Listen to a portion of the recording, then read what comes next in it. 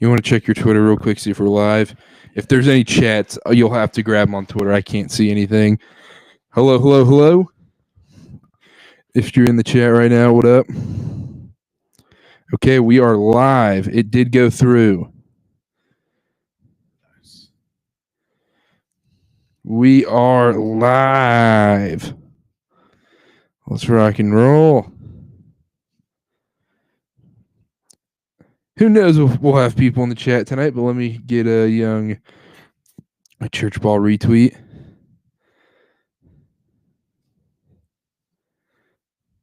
Shout out everyone. What a day. Power went out. Not great.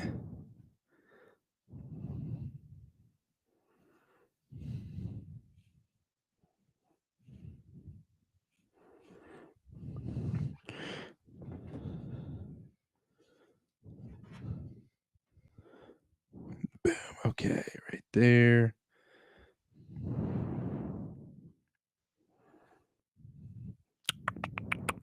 All right, we will start here momentarily. Get the YouTube pulled up too. Make sure everything looks good on that end.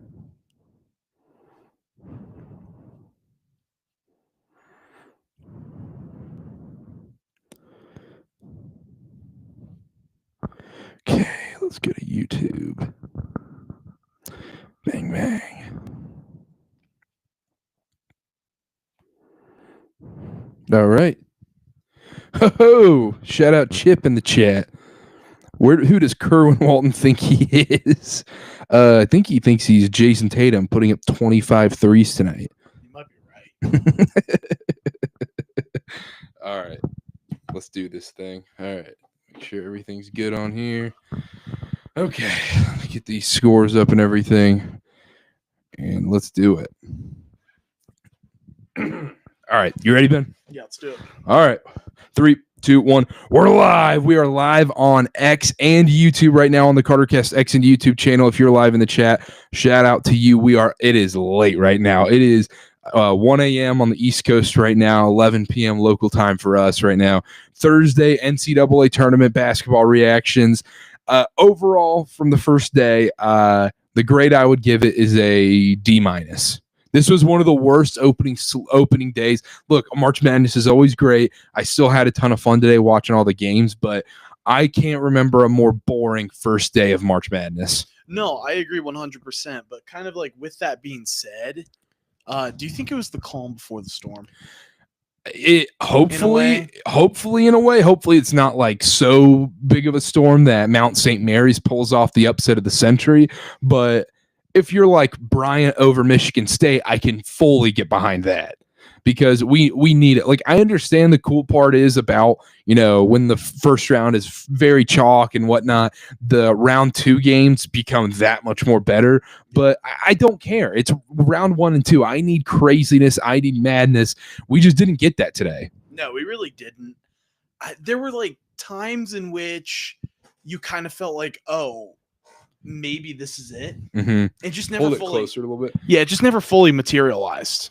Yeah, no, absolutely. Like in the way that we wanted it to. No, and it was like you said, always fun, always great. I love the NCAA tournament more than any other sporting event or whatever. And I was so excited going into today. And every game, once a team pulled out to a lead, it just never materialized, and it was just dead after that. Yeah, right. I think the ones that I think of specifically is like High Point. Mm-hmm. For bits and pieces of that game, you're like, oh, this might be live. They might be live a little bit. I felt the same way at different times about UC San Diego, UNCW, and just none of those happened. No, none of them. Even McNeese State was a very awful boring. It was an anticlimactic upset.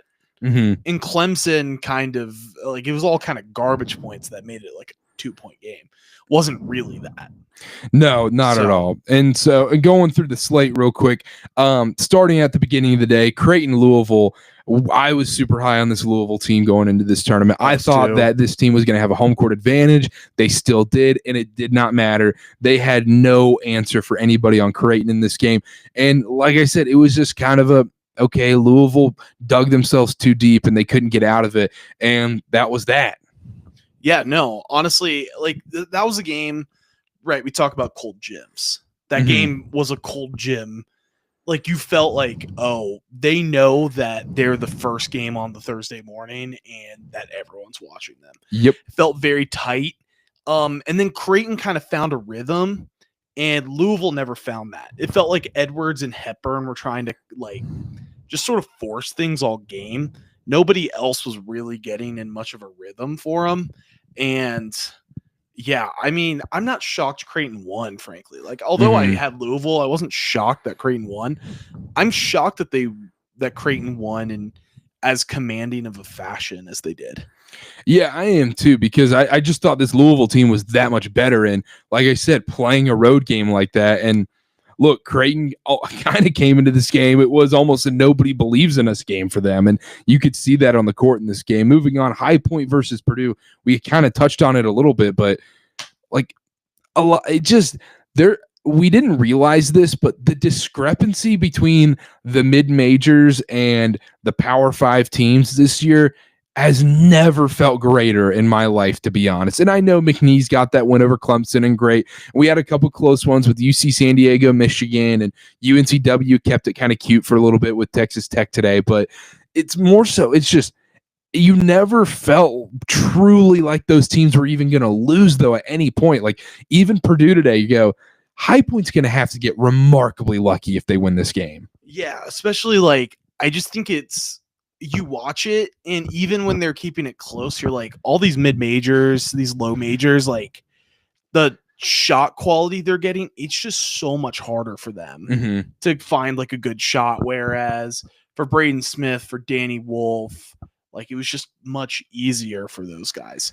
Like, especially with High Point, also like the shot selection for them in particular seemed very poor. Like we were watching it, and it reminded me of like when you're playing a pickup game to 21 and you're like, no threes, and everyone's out there making sure that no one's taking a three, and the other team's still like, F it. Yeah, we're not just taking a layup. No, we're just gonna shoot threes. It felt like the end of pickup games when they're like 3 wins, we're shooting 3, and the other team knows that, and they're letting you have the 2, and you're still shooting the 3. Yeah, it's 12-12 in a pickup game, playing to 15, and you're playing 2s and 3s, and the whole entire offense is just ran outside in between the half court line and the 3-point line. Nobody's running in between that. Everyone's just running circles around that point, trying to just be able to chuck up a 3 because you don't want to try and take 2 layups because the other team might score 3 on the next possession. Exactly. That's what was going on. Yeah, funny. That's a perfect example too. Another thing, we don't need to break down this slate too much because it was disaster today. It was nightmare. It was think of the craziest thriller movie you've ever watched, and you go, that's the biggest conflict in that movie. Well, that happened today in the start of the night slate. The power goes out here while we're watching games, and all of a sudden Chase and I just recorded a church ball podcast, edited, uploaded everything. The second I finished uploading that podcast, boom, power goes out in the entire city where we live at right here. And it was the biggest disaster ever. We end up, all right, plan B, let's go find a place with a bunch of TVs. What place has a bunch of TVs? Buffalo Wild Wings. And let me tell you this right now, Buffalo Wild Wings sucks. It is one of the worst places on earth. The wings are terrible. Bad. The service is terrible. The prices are fine, I guess, because I think it's like a buy one, get one free Thursday, whatever. Boneless wings stink. Buffalo Wild Wings stinks. Everything about it stinks. The TV setup isn't even good. TV setup is awful. The person there put on the Drake Missouri game on 2 TVs at the same point. He was trying to change the channel to the Arkansas Kansas game and just kept going back to True TV. It's like, brother, Impractical Jokers is not on right now. Change this game to Arkansas Kansas. It was a full-blown disaster. It was awful. I hated every second of being at Buffalo Wild Wings today. I swear I will never go back to Buffalo Wild Wings the rest of my life. I'm done. I'm about there. Done. Especially, I am surprised at the beginning of the day if you told me that this is where we were going with this live. Is a Buffalo Wild Wings hate stream. This would have been like, oh, did the house explode? Truly. It about did. Yeah, no, it really did. it's been that way for like a long time. Like 16-year-old me, like loved Buffalo Wild Wings. No, that was the place for me. I've grown to hate it as an adult, and it's probably one of those places that just got worse because of COVID, and since then, and they're super understaffed, and anybody that working there is just like, F this, I don't want to be here. And it was a full blown disaster. It's bad. Buffalo Wild Wings, I'm sorry, they stink, they suck. Yeah, they had great commercials back in the day, but their wings are terrible. The service is terrible.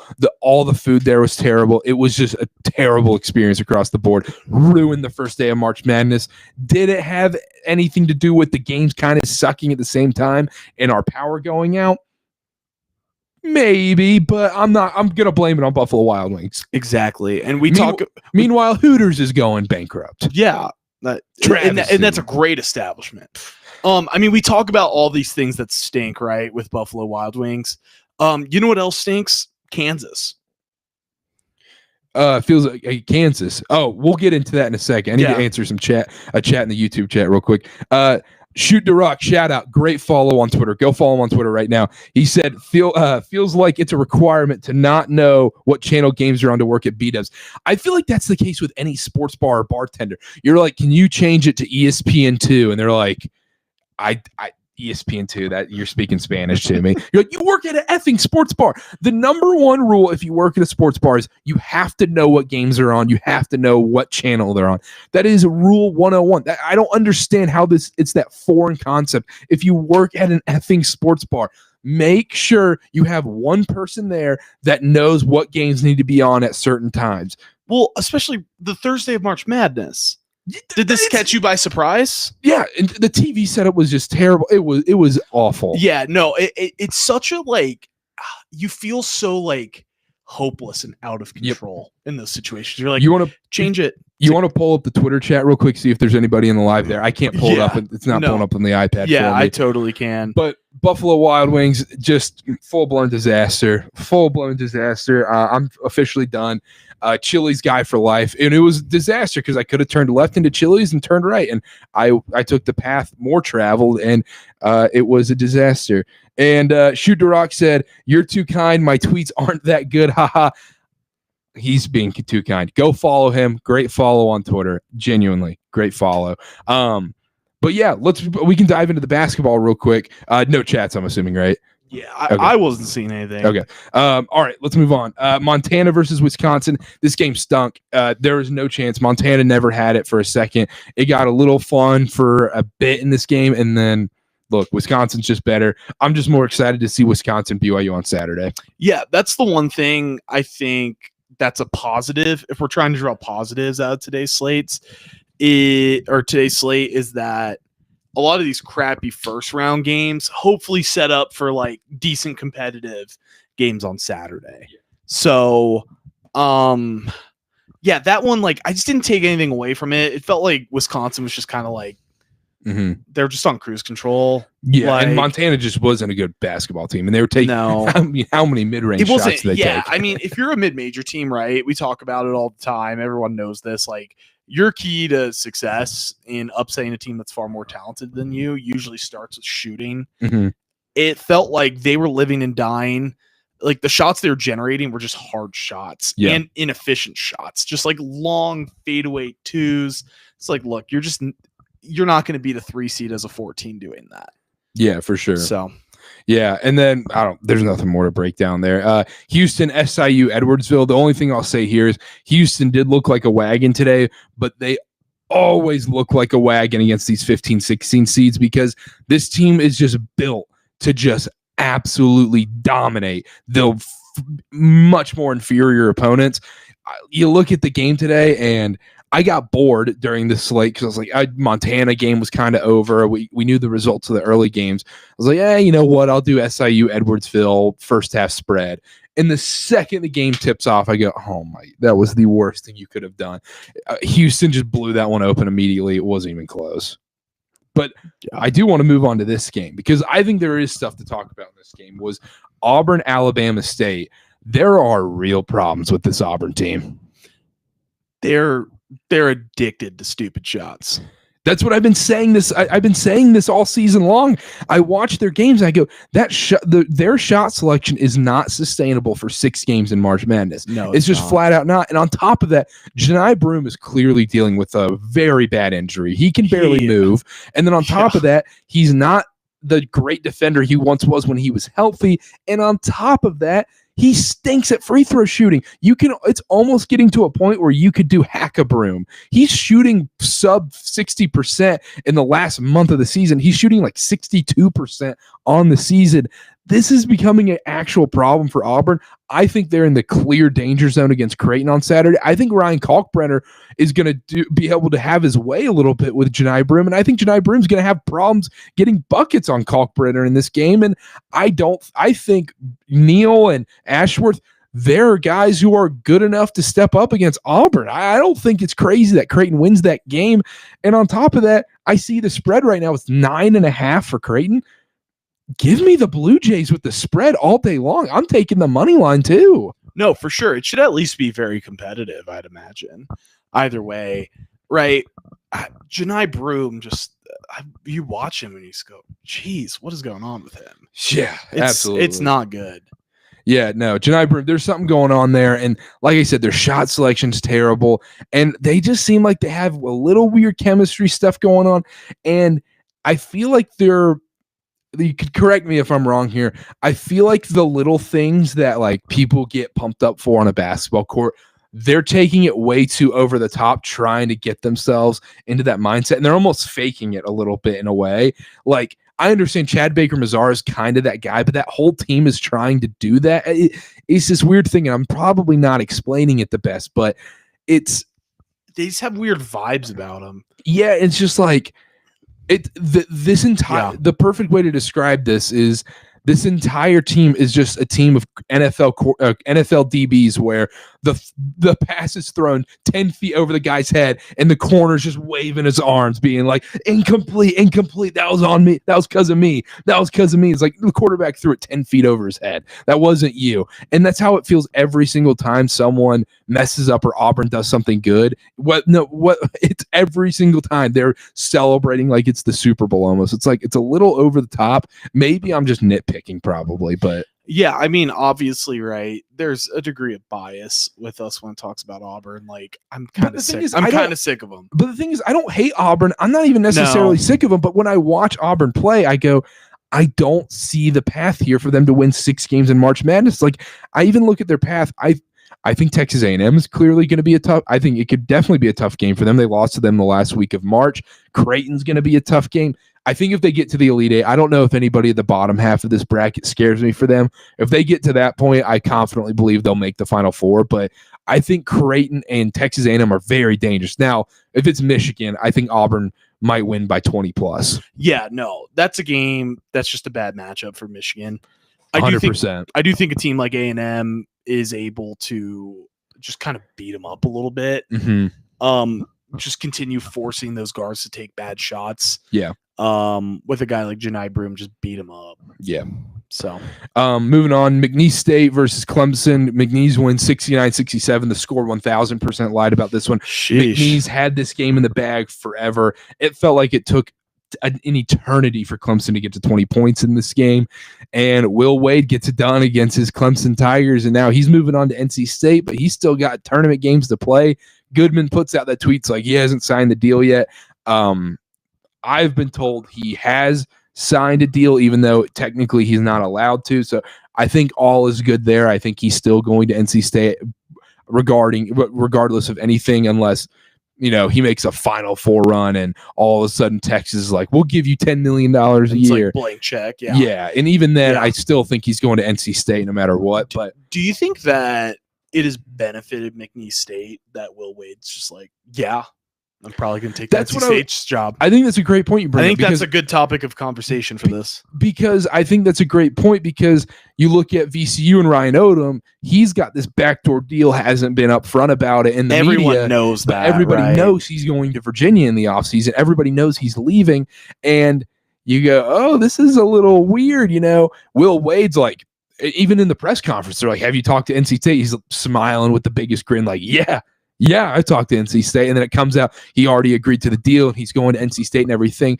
I think it's something you can get your players behind, where it's like, hey, guys, I'm going to NC State. I'll bring some of you with me. Some of you guys are graduating, you're seniors and whatnot, and one last ride. Let's go out with guns blazing. Let's do this thing. And I think that actually is a motivation factor, and it gets these guys going in the tournament. And we saw with VCU today, look, I don't think it was necessarily bad vibes. I just think BYU is the better team in this game.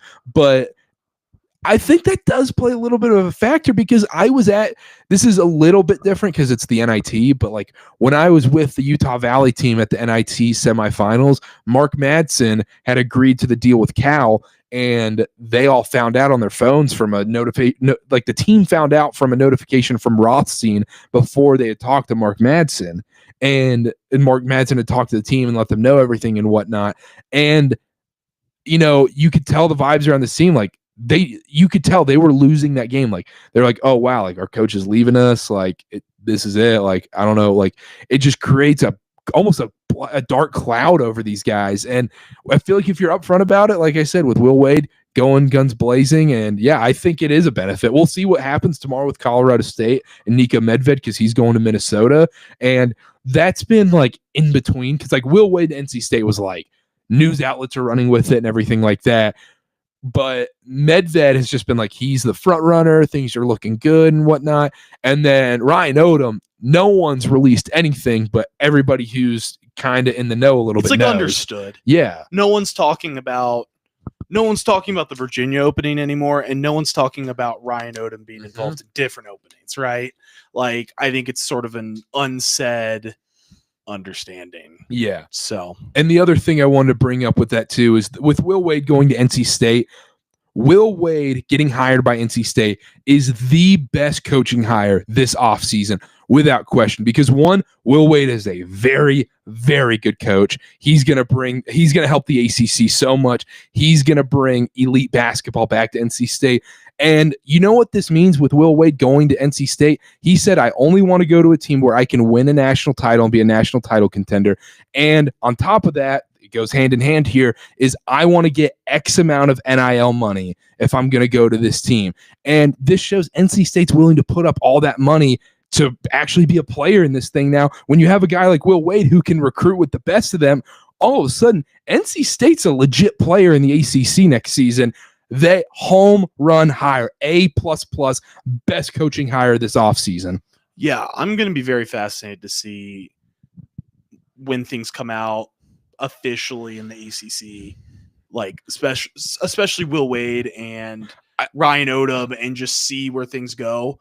Because I do think the ACC is kind of potentially getting a boost next year. As Rothstein says about other stuff, but he wouldn't say this about the ACC because he hates the ACC. Buy stock now in the ACC because Jay Lucas going to Miami. I think he's going to be able to recruit with the best of them as well. They're going to give him NIL money. Then Pat Kelsey's obviously got his thing going, even though they lost today. Brad Burnell, obviously he's a great coach. Steve Forbes, all of a sudden, he becomes like automatically the eighth, ninth best coach in this conference. And that's way better than like fourth or fifth. Exactly. Like it was. Like, yeah. And a lot of these ACC teams, I think, are realizing they fell behind in NIL. Like Virginia, they were like, we'll have 7 to 9 million next year. It's all right. I'm curious, and I think that'll do. I can't believe we're talking about this, but we'll go quickly here. But Mike Young, you've at like Virginia Tech, like I feel bad for Mike Young unless he's going to get legit investment this offseason. Like, he's screwed. Like, you just can't do anything when he's getting like $1 million to work with in NIL money. Meanwhile, you're competing with Duke and Carolina, who are working with like 6 to 7 million at least. Yeah. Crazy differences right there. It's like the Oakland A's versus the New York Yankees or the Dodgers in the same conference in college basketball. It's the same thing. But anyhow, let's move on. BYU, real quick, Clemson McNeese State. Extremely disappointed in Clemson. Extremely disappointed. I thought they were a team that could make it far. I had them in my Final Four and everything. I really, really believed in this Clemson team, and they decided not to show up until the under 8 timeout in the second half. Yeah, and like obviously there's that weak Victor Lock-in technical that fouled him out. Yeah, and that did hurt. I was infuriated at the moment though. I'm like, dude, you're down by like 12. with like 5 minutes left. They're quick with Dude, these talking technicals in this tournament. They really are, and they're just quick with fouls in general. Yeah, the officiating was frustrating today. Let's move on. We got BYU VCU. BYU wins 80-71. Big win for the Cougs today. VCU was. Everyone was saying like BYU's this trendy pick and everything. I think both of these teams were just trendy picks, and it canceled each other out. And look, this was A10 basketball versus Big 12 basketball. No disrespect to the A10, really solid conference, but you could tell the difference that BYU had been battle tested and won those battles before, and their physicality and their talent and honestly, their coaching too on top of that, playing in altitude, home crowd. It was just way too much for VCU in this one. Yeah, I mean, I think if you're VCU, the way you had to win this game was just having a great night shooting, BYU having a bad night shooting. The problem is it's just like you're not VCU. They've got good mid-major talent, very good mid-major talent, I'd say a very good coach as well. But they played a team that has a very good coach and more talent. It was basically just like a good mid-major team playing a good Power 5 team. Yep. That's lazy analysis, but it's what it was. There's just a different level of athlete and skill level that was involved on the BYU side than VCU, and I don't think there's anything else to say. Yeah, and on top of that, I know I talked a lot about it on Church Ball today too, but I think Yegor Demon today showed the world why he is a top 10 pick in this upcoming draft. It's his best game in a while. Yeah, it is his best game in a while, and I think that's going to open things up more for his passing game tomorrow, because I think Wisconsin's going to watch that VCU film and go, okay, we need to stop Yegor shooting, even though he is a 27% three-point shooter, but I know they'll sag off a little bit still, but I think they're going to pressure him up a little bit more, and I think that opens up the passing game more for him and Kaba in that pick and roll area, and I think that skip pass to the corners is going to be wide open tomorrow for guys like Mawit Mag and Trevin Nell. I know I'm getting a little bit into the weeds here, so sorry, force a habit there doing BYU coverage. Yeah. But yeah, I think I keep saying tomorrow too. I guess it is tomorrow. I mean, by the time people see this and it's Eastern time, like, yeah. But this Wisconsin game, I think, and I'm not even. I put my bias aside because, like, obviously I'm a BYU fan. We're BYU fans in here, but actual Big J journalist. So I guess I'm unbiased, anyways. So with my unbiased opinion, genuinely, BYU Wisconsin is the game I'm most excited for on Saturday, just because there's going to be a 1 billion point sword in that game, and also it's just going to be such great offenses going at it. It's almost the analogy we use in football sometimes, where it's okay, which team has the ball last, they're going to win. I almost feel that way in this BYU Wisconsin game. No, for sure. Which is funny because Wisconsin's a team that's historically known for being a defensive team. Oh, they're score. Yeah, they're just an Ivy League team that can play defense. Yeah, basically. That game will be fascinating. I do think, to your point, I mean, right, it's getting in the weeds a little bit. I think, though, it will haunt Wisconsin if they are, okay, we need to make sure Yegor isn't scoring. I do think, like with BYU, I think the key, I don't care if I'm playing and scouting against BYU, I almost don't care that Yegor's making shots. I'm like, I just need to bank on him not. No, just because the other options they're known quantity, whereas Yegor, it just varies, and I would live with him taking 5 or 6 threes. No, yeah, 100%. If he's gonna play like he did today, though, you're just gonna lose. That's just the reality. Yeah, no, and that's what Wes Miller in Cincinnati, the first matchup with BYU. I remember Yegor's balling out, and then Wes Miller's like, "Look, we're gonna sag off. He's a 27% three-point shooter." And then, in the next game, they sagged off more, and guess what? He didn't shoot as well in the next game. So, but that's a little too much inside BYU basketball. Let's move on. Sure. Georgia, Gonzaga. Gonzaga just killed him. I thought Georgia was the cute pick. I was trying to zag when everyone's, I tried to zag and everything. You were trying to zig everyone correctly. Zagged. yeah, exactly. Go Zags. Holy crap. They destroyed them. That was bad. Houston, Gonzaga is going to be an awesome one. I think that's another one everyone's going to point to on Saturday as well. Gonzaga destroyed them. Wofford, Tennessee. 2:15 matchup. No comment. It was defense won out, Tennessee, whatever. Very boring game. Arkansas, Kansas. I think this probably ends up as the game of the night. Goodness. And it was Michigan, UC San Diego, maybe. Yeah, but that game wasn't fun to watch, in my opinion. No. This game was actually fun to watch, and I thought it was pretty good basketball. And the storylines with it, with Calipari versus Pitino, now we're getting Cal versus Self. Now we're getting Cal versus Pitino in round 2, which I'm very, very, very excited for. And Arkansas, Kansas, this game, look, it was what we talked about in our preview and our bracket show. It's just Kansas didn't have the guys that can make 3-point shots. And eventually, in modern basketball, if you have 3 guys on the floor who aren't threats from outside of 10 feet, you're not going to win basketball games. That's just the matter of fact. Yeah, and that's not to say like Arkansas is also a very flawed basketball team. For sure. Their issue is that they have too many guys who are just ball dominant and just need the ball in their hands to succeed. Like guys like DJ Wagner, guys like Boogie Fland, who's back, John L. Davis as well. Adu Thiera was out, who I think is like a massive piece for them. But I think they're able to win because although they're ball dominant, they have guys who can put the ball in the hoop, and Kansas just doesn't.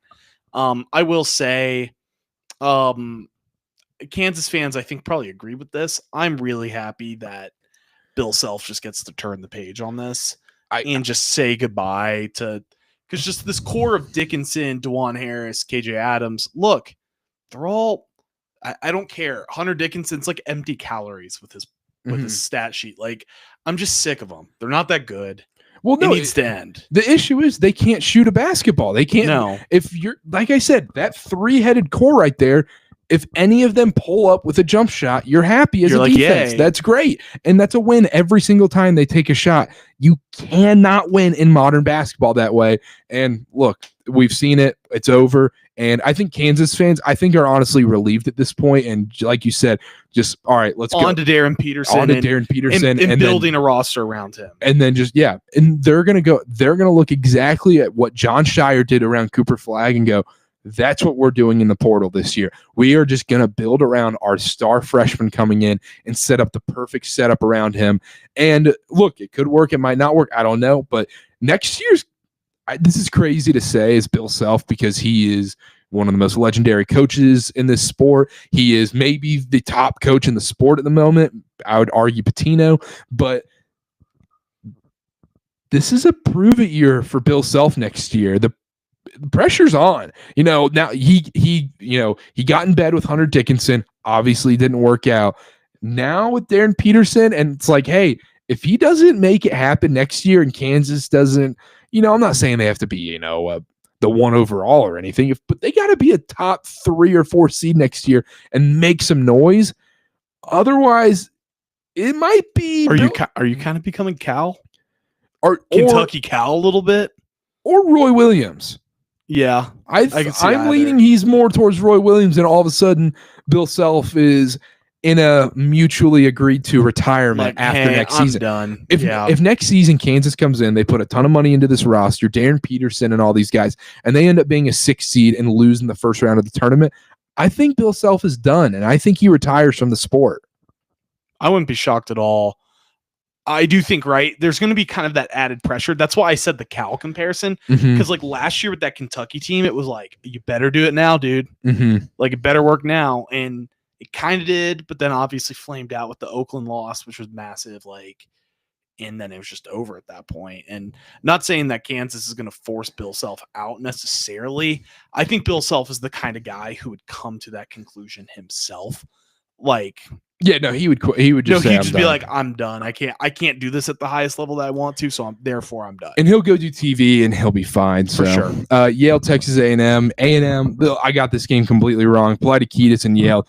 The athletes were just too much for Yale. They couldn't keep up with the size and speed and athleticism of A&M, and Yale was going to have to shoot 40% plus from 3 in this game.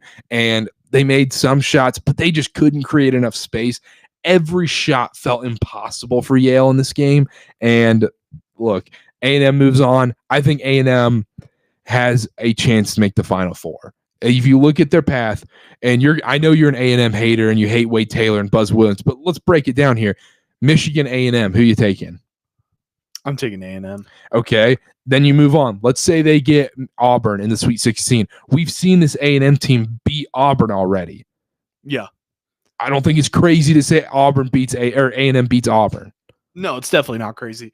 I don't think it's crazy at all at this point. It's mostly a draw thing. It's just the physicality. They just need guys like Wade Taylor and Phelps and stuff to just like hit shots, like at a somewhat consistent level. Big time analysis, right? Well, they just either make shots or they miss shots. You know what I mean, though. They're a team where you just don't know what you're getting from those guys. Exactly. In terms of scoring. They're super erratic is the issue. Yeah. Which that's a more like that's a more well thought out version of what I was trying to say. But yeah. Drake, Missouri, this game stunk. Drake got the upset. What I expected. It's what I expected. I would have been shocked. That was the path to victory. That's what I think we both saw. Was they're going to minimize possessions. Missouri wants to get up and down, force them to not get up and down. Mm-hmm. You're less talented, but less possessions means there's more variance, and the lack of talent matters less, or there's more avenues to win because there's less possessions. Yeah, and for sure. What happened. So, and it was just Ben Sturtz is good. Yeah, slow basketball. I think Texas Tech Drake's going to be fascinating because we saw Texas Tech tonight. Let me get the final total on this. They shot a total of 46 3-pointers against UNCW tonight. That's like they threw up like 7 more in the last 4 minutes. They called up Joe Mazzulla and said, "So how many do you shoot? We only have 40 minutes. Okay, so we got to put all right, 40. Kerwin.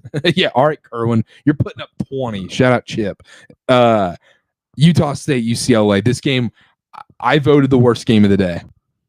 Also, I think especially with the expectations, like it's a 7-10. I wasn't looking at UCLA, Utah State going, oh man, like no. I'm thrilled for this game. But right, you expected like a competitive game.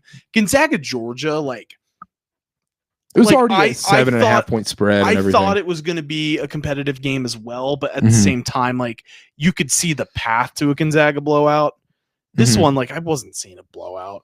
Yeah, but goodness. Yeah, Utah State, the Mountain West once again showing their true colors. We're done with the Mountain West. Well, maybe after we'll see tomorrow. Colorado State, New Mexico just destroy, and we bet against them. That'd be hilarious. That's gonna happen. St. John's, Omaha, kind of fun in the first half. St. John's blew it open in the second half. That's the story of the St. John's team. I told this to you while we were watching the games. The best bet in sports right now is take the other team's first half against St. John's and then live bet them at halftime. Second half, it's a double winner every time. Yeah. It's the best. I might follow that next game. UC San Diego, Michigan. Michigan wins by 3 in this game. Like I said, people were like, UC San Diego, Tate Jones and all this stuff. This is going to be fun. And UC San Diego was one of the most uninspiring, unentertaining. Like it blew. Like I'm not going to pretend I was locked into UC San Diego this year. I'd probably watched a total of their conference title game, and I watched one regular season game this year. And it can be deceiving when they're playing in these smaller conferences. They're one of the most boring teams I watch. I don't like watching Michigan basketball either. I didn't have fun watching this game other than the fact that it was close and I was hoping for an upset. But UC San Diego going against A&M, they would have lost by 20 points. Yeah, and let's say even like in a normal like March Madness Thursday or Friday game, even if UC San Diego pulled that off, that'd be like game number like 4 in the rankings. You know what I mean? Like, oh yeah, 12 beat a 5, and with a shot with under 30 seconds left, but this other upset happened, or this other, and like it felt like we were all like having to like bank, like we were just like, today's been so disappointing, please. Yeah, like we're putting false hope into that one. UNCW, Texas Tech. This one was fun for a little bit. It was actually a fun basketball game to watch. Just Texas Tech pulled away in the end. I want to ask you this question real quick. I want to ask you 2 questions and we'll get out of here. And then shout out everyone that was tuning in right now live, and shout out everyone listening on the podcast right now as well. Pretty good audience for the circumstances. Yeah. Especially this late. Holy smokes. Rank your top 3 games of the day. Oh goodness. Number one, we can do a consensus list here. Number one, I would go with Kansas, Arkansas. I thought that was the best basketball I saw today. Yeah, I'll go Kansas, Arkansas as well. 2. VCU, BYU, Michigan, UC San Diego. I was gonna say Michigan, UC San Diego. And then 3 BYU, VCU. Texas Tech, UNCW. Yeah, I think that might like Clemson, McNeese State shouldn't be on this list because they scored live. Alabama State, Auburn. Like it was a terrible slate today. It was not good. Drake, Missouri. Yeah, I'd probably put BYU VCU over that because I thought the basketball being played was more entertaining. To be honest, yeah. It's just I'm hoping that our top game today can be like we can come tomorrow and go. That was sixth best game. That's 6th or 7th. Yeah. Yeah, absolutely. That leads into my other question. Game you're most looking forward to tomorrow and the pick you have in that game. I think the one I'm looking forward to the most, I think it might be Oklahoma UConn. Ooh, I like that. That's up there. Oklahoma UConn's going to be fascinating because the entire world is picking UConn. And we saw that today. Gonzaga, everybody was picking Gonzaga today. They're going to be right, aren't they? I have Oklahoma, but our brackets are no. I'm not the person to listen to at this point. Admittedly, I think that like the 8, 9, 7, 10s, I'm a little more excited for. I do think like legitimately at this slate, like tomorrow was always going to be better. Yeah, for sure. Because I'm looking at it right now. I mean, Liberty, Oregon to cap off the night should be a thriller. Colorado State, Memphis. That's going to be St. great. St. Mary's, Vandy. And I think Baylor, Mississippi State to start. Shout out J-Man Takes on Twitter. Great follow. Go follow him on Twitter. He put me onto this. Bryant, Michigan State is going to be a fun one tomorrow to keep your eye on. I'm going Bryant first half money line, Bryant first half spread, Bryant full game spread, and Bryant full game money line with a little sprinkle in there. I think Bryant's a live dog in this game. I could see it. It's not my most excited game I'm looking forward to, though. No, but if things are going to get crazy, I could see it being there. 2 I'm looking forward to. This is my second one. I'll go with my number 1 game I'm looking forward to after this. Troy, Kentucky, just because there is so much pressure on this Kentucky team and Mark Pope against Troy. There really is, and they're just kind of limping across the finish line at this point. If they get a win, great, but really think about this. They need to get a win. Really think about this if you're a Kentucky fan right now. If Kentucky loses to Troy tomorrow and gets upset, then all of a sudden you're looking at, wait, Cal beat Kansas. Cal moved on in this tournament. Kevin Young at BYU, where Pope was just at, they moved on into the tournament. They look really good right now. Yet we can't win one freaking tournament game. We're getting upset year after year after year. What is wrong with our program? Are we cursed at this point? I think Troy versus Kentucky is a fascinating storyline going into tomorrow. There's just so much. It gets to a point, right, where like the Purdues, the Virginias of the world, even Auburn's gotten to this point a little bit, Kentucky, where it's just like these high major programs where it's like there's just such a weight, like a cloud over them of just like, oh goodness, are they going to do it again? Yep. So honestly for them, just sort of the circumstances, although they're a 3 seed, get 1 win, lose to Illinois by 8, and I don't think anyone's really clowning you. 1 win, Kentucky. I think Kentucky. I know Kentucky fans have higher expectations for that. You're a 3 seed, but given the circumstances, it's a little tougher. 1 win.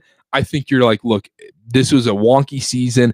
Everybody got hurt. We got screwed, and I think they're fair with that as well. I think they did get screwed this season, but. Look, 1 win, you got the monkey off your back. Go into next season with a great recruiting class, big-time portal class coming in for Kentucky probably, and then all of a sudden the Mark Pope train is off the rails and going. Number 1 game I'm most excited for tomorrow, North Carolina, Ole Miss. I am fascinated with this game because North Carolina red hot right now. We saw what happened on Tuesday against San Diego State. RJ Davis is playing like Steph Curry at this moment. And then on the other side, Chris Beard, Ole Miss in the SEC, and these guys, can they stop Carolina? Carolina, the 11 seed, is favored in this game. And I honestly believe Carolina should be favored in this game. Yeah, I mean the way they played in that first 4 game was just insane. The only time I'm like, I don't know about Carolina recently is even in like the late game in Chapel Hill, I go, Duke's just Duke, and that's different. But then the first half of the Duke and ACC tournament game, that's the only time I've been like, ugh, like back to the old Carolina. But then the second half, you're like, this team is unstoppable. What is going on here? They just didn't have enough time on the clock, or they had to get a lane violation to put your little foot in the line. But Carolina, Ole Miss, I think that is the most fascinating game tomorrow. I think it is so exciting, and because this is a Duke fan even saying this, Carolina can get hot in this thing, and the bracket kind of opens up for them a lot with Iowa State and their injury troubles. And I think Michigan State they've had a great season so far, but I think they're a very beatable 2 seed at this point, and maybe they might not even make it to the Sweet 16. All of a sudden, this bracket kind of breaks open for Carolina a little bit, and they can make a real run at this thing. Yeah, they can. I think it all obviously starts with tomorrow, but I still think I need to see almost like a reminder that they can beat a tournament team. That's the thing. And like, was San Diego State done that? Because that's the other thing is like the Mountain West. Is anybody in that conference really a tournament team? No, and right, you saw UCLA, which is the one team that UNC did beat, come out and crush Utah State. Yep. So is that more of an indictment on the Mountain West than a showing of how good Carolina is? I don't know. I think it's some of both, but we'll see tomorrow. Yeah, that is absolutely my most excited. I'm excited to see. Obviously, I'm excited to watch Cooper Flagg in this tournament start making some March Madness moments that all of a sudden in 2 years I'm retweeting highlights of games. Like I still retweet highlights of Zion playing against North Dakota State in the first round. I plan on doing that, seeing the Cooper Flagg highlights from tomorrow. Hopefully Duke can make a big run in the tournament, but very excited. We'll be back tomorrow night. Live reactions. We'll start a little bit earlier tomorrow, hopefully. And we'll be live. Come in the chat, hop in with us. And at BD Hammond 28, at Karter BA, at Karter Kast and everything. Also check out the Church Ball Pod if you're a BYU fan. We'll have a BYU Wisconsin preview out tomorrow, and then we'll be doing a live reaction on Saturday as well. We got our times out and everything. That's going to be late Saturday night if you're on the East Coast. And at Karter Kast on everything, download SeatGeek, use code KarterCast, $20 off your first purchase. $50 minimum purchase required, $20 off your first purchase. Use code KarterCast at SeatGeek.com today, and we'll see y'all tomorrow night. Bye. Boom. Good stuff. Nice.